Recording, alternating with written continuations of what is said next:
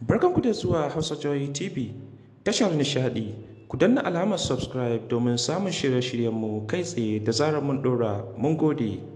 Wani hari da 'yan bindiga suka kai kan ayarin motocin shugaban Najeriya Muhammad Buhari ya ja hankalin 'yan ƙasar da masana harkokin tsaro waɗanda ke cewa alama ce da ke nuna lamarin tsaro na ƙara taɓarɓarewa a ƙasar.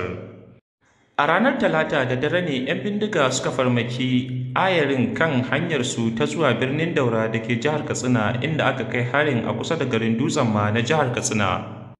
Wata sanarwa da Malam Garba Shehu mai magana da yawun shugaban ƙasar ya fitar ta ce an kai harin ne akan ayarin motocin ɗauke da jami'an tsaro da ke wa shugaban hidima yayin da suke kan hanyarsu ta zuwa Daura gabanin bikin babbar sallah. Sanarwar ta kuma ce shugaban na Najeriya baya cikin ayarin motocin.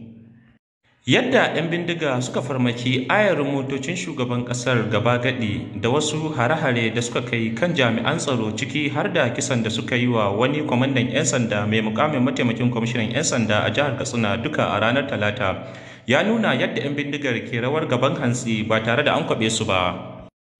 Haka kuma da wani kwanton ɓauna da 'yan bindigar suka yi wa sojoji a jihar Neja, inda akalla aka kashe mutum 30 yayin da suka kai ɗauki bayan 'yan bindigar sun kai farmaki kan wata mahaƙar ma'adanai a makon jiya. A cewar masana, hakan manuniya ce ga yadda 'yan bindigar ke cin karensu ba babbaka.